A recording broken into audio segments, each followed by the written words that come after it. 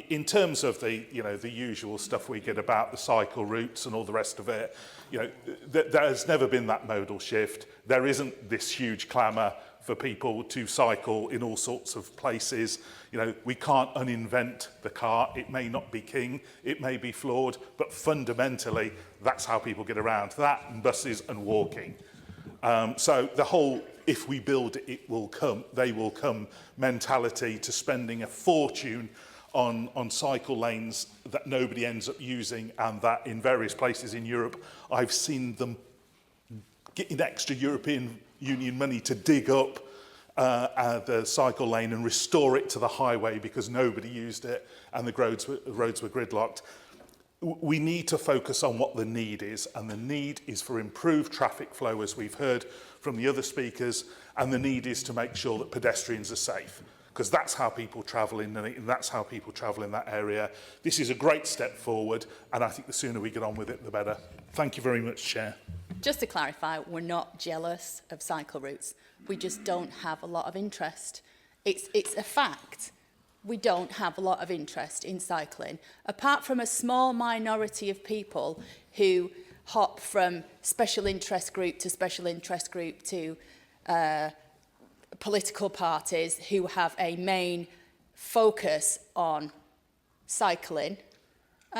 In Nuneaton and Bedworth specifically, speaking to Nuneaton and Bedworth, it's not something that comes up from our residents. They'd like to be able to cross the road on crossings or go from A to B because, as has been pointed out, modal shift is not something that's occurring rapidly, or there isn't a want for it. I mean, we knock on many doors in our areas consistently over a long period of time, and it's never something that comes up that people want more cycleways or that they think that the climate emergency is a priority. It absolutely isn't. And I've said it before, time and time again. I've never, ever had anybody on the doorstep tell me that they're really worried about their carbon footprint. Never. And I'm only representing this view in this chamber because that is the view that is represented to me from the thousands of people that I represent from Nuneaton and Bedworth. And if I'm representing a view of K2L people, and God love you, if you want K2L, that's fine, that's up to you, but that's not anything to do with my residents, and they have no interest in that. So I don't represent that view in this chamber. Good luck to those that do, but Nuneaton and Bedworth is not. I mean, an example of that is we have a cycle lane on Weddington Road. No one uses it. Literally no one uses it. We've put cycle lanes in and they're not used. So it's not as if we haven't tested this theory. We have. It's just not appropriate for where we live and for what our residents want and the way that they work. So I'll leave it there. But to say that we're jealous, absolutely not. I work on the cycle and I don't jump from group to group and I don't go on a bike.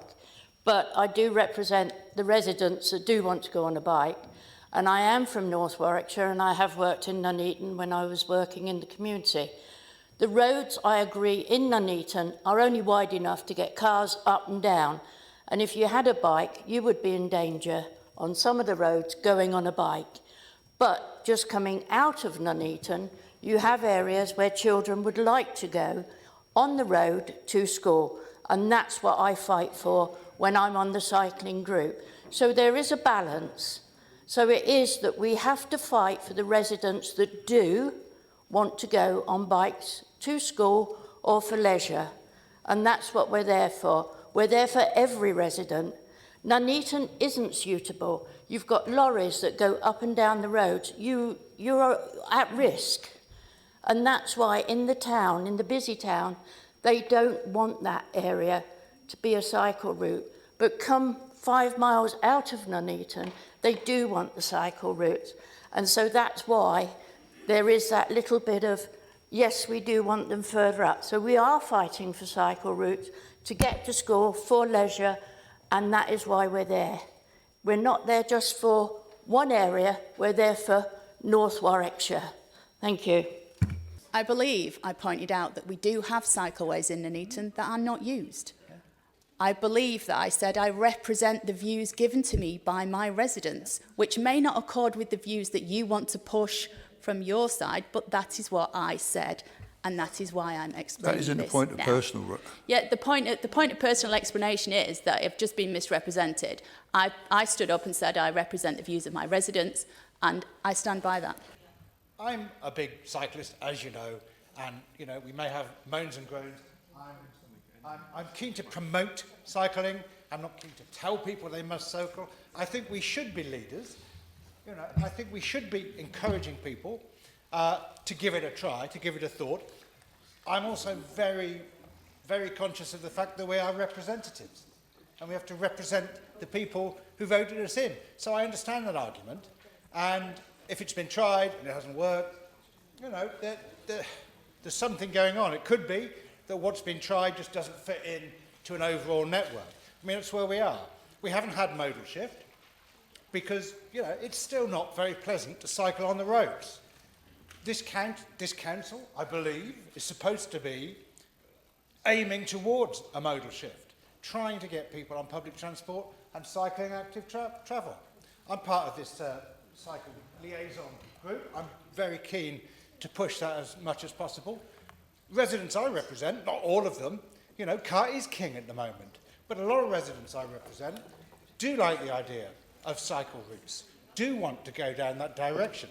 I'm not going to cycle from where I live to Ulster along a main road, but if there was a decent cycle path, either off-road or on the road, I would certainly consider it.